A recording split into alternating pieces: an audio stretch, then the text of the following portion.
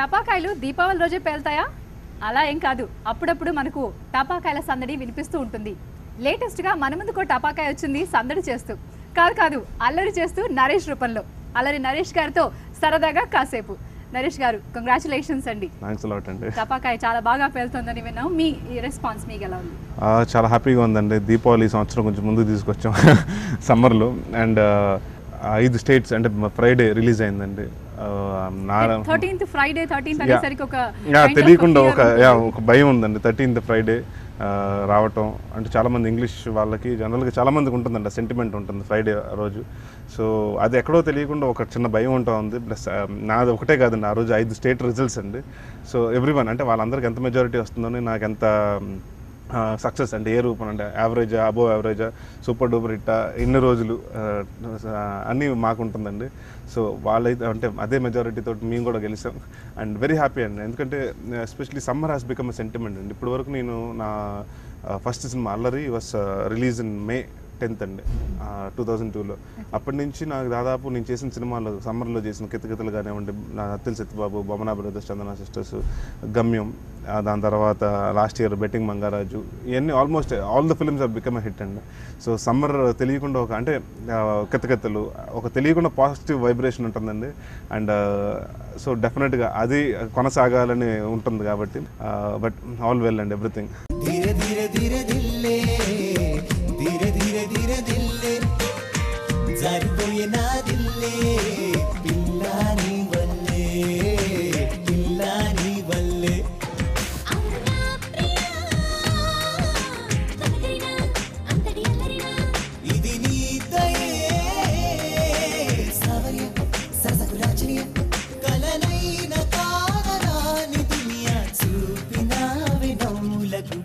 అల్లరి నరేష్ గా, మీరు అంటే అల్లరి సినిమాతో మీకు ఆ ట్యాగ్ లైన్ వచ్చేసింది ముందు మీ నేమ్ కి ప్రిఫిక్స్ గా. సో అల్లరి నరేష్ నిజంగానే అల్లరిగా ఉంటారా, లేకపోతే how is in real life? Very reserved అండి, వెరీ క్వైట్. చాలా మంది అయితే క్వశ్చన్ అడుగుతుంటారండి, ఏంటి సినిమాలు చూడటానికి అంత అల్లరి చేస్తుంటారు, బయట అంతా ఎంత కామ్గా ఉంటారండి. ఐ డోంట్ టాక్ మచ్ అండి. అంటే మా బాగా తెలిసిన వాళ్ళు, బాగా సన్నిహితులు అయితే మాట్లాడతాను కానివ్వండి. జనరల్గా లేకపోతే అంటే వాట్ ఎవర్ ఐ టాక్, నేను 2 సార్లు ఆలోచించుకునే ప్రతి వాళ్ళు ఎవరితో మాట్లాడన్నా, అంటే ఇంటర్వ్యూ గురించి కాదండి, మామూలుగా ఏ సందర్భం వచ్చినా ఐ థింక్ ట్వైస్ అండి. అండ్ ఎవరితో మాట్లాడినా I always make a short conversation. మీరు ఇందాక అన్నట్టు సమ్మర్ సెంటిమెంట్, సమ్మర్ రిలీజ్ అని అన్నారు, సక్సెస్. మీ కితకితలకి అసలు సీజనే అక్కర్లేదండి, ఆల్ త్రూ సీజన్స్ మీరు కితకితలు పెట్టేస్తూ ఉంటారు మీ మూవీస్ ద్వారా. అంటే సినిమాలో నరేష్ ఉన్నారంటే ఏదో అల్లరి ఉంటుంది, రైట్? మరి సీమ టపాకాయలో కత్తి డాలు పెట్టుకుని గుర్రం మీద, what is that getup?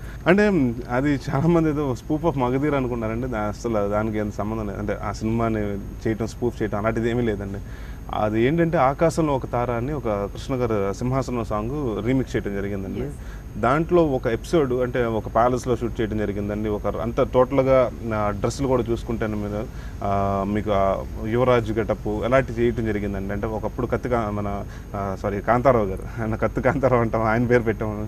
So ఆయన వేసిన ఇది అంటే బాడీ లాంగ్వేజ్ లాగా అనుకుంటాం, హీరోని చూడగానే అమ్మాయి సిగ్గుపడిపోవటం, అవన్నీ కొంచెం అంటే ఏదో రీమిక్స్ చేసినప్పుడు అది హెవీ బీట్స్ వచ్చినప్పుడు అంటే will be completely dancing in modern dress. But ఆ సాంగ్ ఎందుకంటే అది మంచి సాంగ్ అండి, ఆ సాంగ్ని ఆస్టిచ్గా చాలా అలా ఉంచేయటం జరిగింది.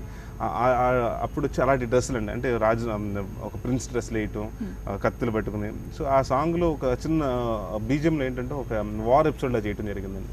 అంటే ఆ అమ్మాయిని నేను అంటే ఒక భటుడు వెళ్తుంటే ఒక 20 మంది 30 మంది అటాక్ చేస్తుంటారు. సో దానికోసం హార్స్ వాడటం జరిగిందండి. So that has nothing to do with Magadheera.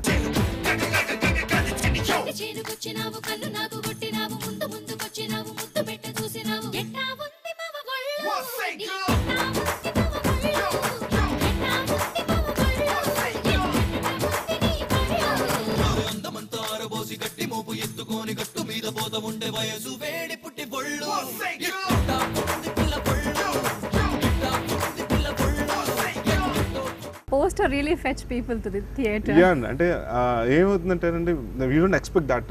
అంటే ఎందుకంటే ఆ సినిమా మేము ఫస్ట్ సింహాసనం సాంగ్ రీమిక్స్ చేద్దాం డైరెక్టర్ గారు చెప్పినప్పుడు చాలా భయపడ్డామండి. ఎందుకంటే అది నాకు బాగా ఊహలో అంటే నాకు బాగా గుర్తు ఏంటంటేనండి, నేను ఎప్పుడూ నా చిన్నప్పుడు మా ఊరు దుమ్మేరు వెళ్తే పెళ్ళికి వెళ్తుంటే అక్కడ సాంగ్ ప్లే చేస్తున్నారండి. సాంగ్లో నాకు బాగా గుర్తుండిపోయే అంశం ఏంటంటే జుమ్ జుమ్ జుమ్, అది ఐ వాస్ లైక్ హమ్మింగ్, చాలా రోజులు హమ్ చేసుకుంటా ఉన్నాను.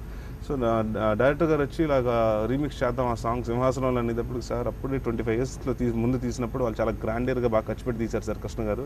So it has to be that అంటే ఉంటుంది అంటే బడ్జెట్ రిస్ట్రిక్షన్స్ ఉంటాయి కాబట్టి అండి కొంచెం ఓవర్ షూట్ అవుతుందండి బడ్జెట్ అంటే ద ప్రొడ్యూసర్ లైక్ డెఫినెట్గా క్వాలిటీ అంటే ఎండ్ ఆఫ్ ద థింగ్ అంటే ఎండ్ ఆఫ్ ద డే ఫిల్మ్కి వచ్చినప్పుడు క్వాలిటీ కనిపించాలంటే ఆన్ స్క్రీన్ ఎంతైనా ఖర్చు పెడదాం. సో ఇంకా తగ్గించవచ్చు వేరే డిపార్ట్మెంట్స్లో విల్ ట్రై టు అంటే కొంచెం అక్కడ ఆ సినిమా ఆ సాంగ్కి మాత్రం మంచి బడ్జెట్ పెట్టుకుని మిగతా చోట కొంచెం కట్ చేసుకుందాం బడ్జెట్స్ చేసుకుందాం అని చెప్పి చేయటం జరిగిందండి.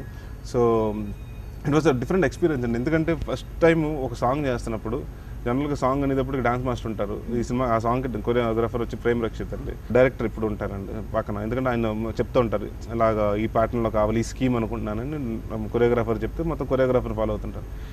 జనరల్గా ఒక్కోసారి ఏమవుతుందంటే కొరియోగ్రాఫర్ ఓకే అంటారు, దాని తర్వాత డైరెక్టర్ గారు లేదమ్మా కొంచెం 1 more చేద్దాం అని చెప్తుంటారు.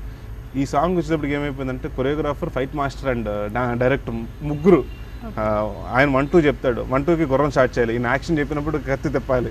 So it was like and ఫైనల్గా ముగ్గురు మానిటర్ దగ్గర కూర్చుంటారు, ఎవరు ఒక్కళ్ళు ఓకే కాదు అన్నా కూడా మళ్ళీ చేయాలని మొత్తం చేయాల్సి వస్తుంది. సో ముగ్గురు అండ్ వాస్ లైక్ జనరల్గా సాంగ్లు ఫైట్ మాస్టర్ ఉంటాం అంటే ఏదో తక్కువ కాన్సెప్ట్ అంటే చాలా తక్కువ ఉంటుంది అనేది ఏదైనా రోప్ వర్క్లు ఉంటే వస్తారు కానివ్వండి. సో అది అన్నిటికి మించి ఏం చేయాలంటే అన్ని కరెక్ట్గా వచ్చేయండి, గుర్రం సెంటర్కి వచ్చేది కాదు అని అంటారు. అంత బాగుందండి, గుర్రం మాత్రం సెంటర్కి రాలేదు సార్, ఇది కారు కాదు సార్ తీసుకొచ్చి పెట్టేయడానికి ఎక్కడ పడితే అక్కడ గుర్రం సార్, అది నా మాట వింటలేదు సార్, కొంచెం మేనేజ్ చేసుకోండి అని. సో ఇట్ వాస్ ఫన్ అండి.